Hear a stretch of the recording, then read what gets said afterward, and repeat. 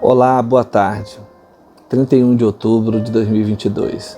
505 anos atrás, um monge agostiniano atravessava a praça da Catedral do Castelo de Wittenberg, na Alemanha, para fixar o que ficou conhecido como suas 95 teses, que podemos hoje definir bem como 95 protestos contra o estado daquela igreja em que ele vivia. O fervor, a preocupação com o caminho que a igreja estava trilhando naquele contexto, fez com que aquele monge, em seu próprio ambiente de igreja e também acadêmico, porque Lutero já estava envolvido na academia, fez com que ele esbravejasse para o mundo todo a necessidade de uma reforma. Nós comemoramos isso como uma marca de fé, mas é muito proposital ou providencial, hoje, 31 de outubro de 2022, podermos lembrar alguns princípios oriundos desse grande evento. Certamente foi um dos principais eventos catalisadores do período moderno. É óbvio que antes de Lutero aparecer como um grande reformador, que está ali na galeria, entre ele, além dele, João Calvino, Zwinglio e outros reformadores que vão passar a desenvolver em seus estados a mesma filosofia reformista da igreja. Antes deles, muitos outros também já tinham bradado em períodos anteriores a necessidade de uma reforma. Como não lembrar de John Wycliffe, John Huss, Jerônimo Savonarola, que eram também de igual modo em seus respectivos contextos homens fora do seu tempo, mas que lhes faltava talvez alguns elementos, como por exemplo a imprensa, que foi algo preponderante na vida de Lutero para que ele efetivamente realizasse a reforma na Alemanha. E eu estava pensando hoje pela manhã o que falar, porque nós temos falado sobre isso tantos anos, e lançar sombras ou luzes dessas sombras, lançando luzes sobre a realidade da igreja brasileira, usando ali alguns princípios, os quais nós nunca devemos esquecer, e que nesse dia você possa também refletir. Uma das coisas mais importantes redescobertas, desenterradas lá das profundezas, na verdade do Evangelho, é o princípio da fé que salva sem as obras. A fé somente em Cristo, a graça somente, sem nenhum tipo de intermediação de qualquer autoridade, a liberdade pensada no sentido mais pleno daquilo que o Evangelho pode produzir na nossa vida. Aqueles solas tradicionais que nós conhecemos da Reforma, eles são importantes, mas uma coisa é muito, muito importante a gente pensar a nossa fé numa dimensão pública como mais um dos motores que contribuíram para o bem comum, para a transformação das sociedades modernas. Em tempos tão nebulosos, tão trabalhosos, em que tudo se confunde, e se confunde porque não havia ou não há conhecimento da história, nem tampouco conhecimento bíblico-teológico, vamos colocar assim. Uma das primeiras características desse fervor que Lutero vai desenvolver é a crítica que ele vai fazer ao comportamento do clero.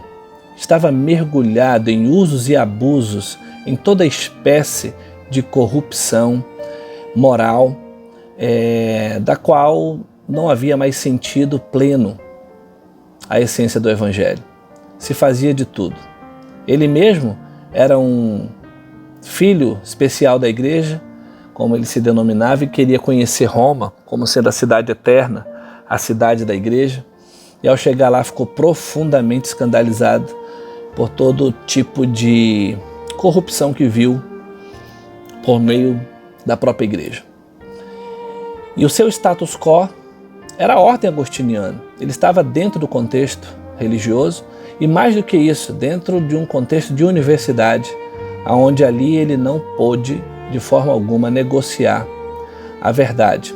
A mesma verdade que lhe faria dizer anos depois que a sua consciência era escrava da palavra de Deus. A mesma verdade que levará ele em algum momento mais adiante, momentos de rupturas, a dizer que é melhor estarmos separados pela verdade do que unidos no erro. Então Lutero é para nós, sem dúvida nenhuma, alguém que inspira. Alguém também multifacetado. Há muitos episódios que tornam esse herói da fé protestante, que trazem sobre ele algumas contradições, como o fato dele estar profundamente aliado, já depois de separado de Roma, com os príncipes e com o governo civil ou com o governo da própria Alemanha, onde não poupará, inclusive, esforços para que a desordem seja findada, radicalizada pelo próprio poder do Estado alemão na morte de quase 100 mil camponeses. Então, acho que esses heróis eles carregam em si mesmos pontos muito positivos, mas também a gente não pode ocultar que eram homens como nós, que também poderiam cometer erros. Fica também um outro princípio importante lembrar da Reforma, como aquele que posteriormente efetivamente se concluirá que diante de tantos usos e abusos na mistura em que havia entre Estado e religião, Estado e Igreja, não haveria mais espaço para que as sociedades pudessem ser mais justas e mais livres se ela continuasse misturada assim.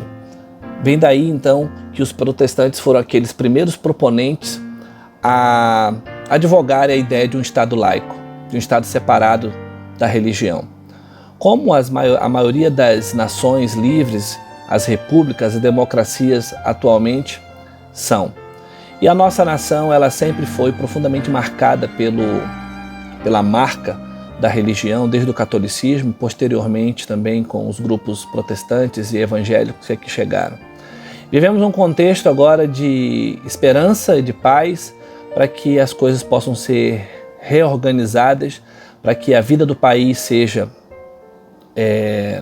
socialmente, economicamente, politicamente estabilizada e principalmente, como tenho dito para alguns amigos, que a vida da própria igreja seja livre de qualquer tipo de uso e abuso de poder, quer seja por homens do Estado ou quer seja pelos próprios líderes que usam ainda até hoje e abusam do espaço da fé, do culto, da adoração para imposições humanas, para a construção de ídolos supostamente relacionados às suas percepções pessoais, supostamente relacionadas às suas convicções teológicas, ou como se essas convicções fossem a vontade do próprio Deus.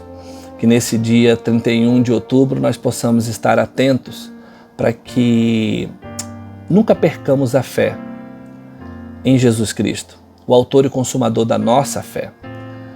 Porque as instituições falham, porque são carregadas de seres humanos e eles mesmos nas suas contradições.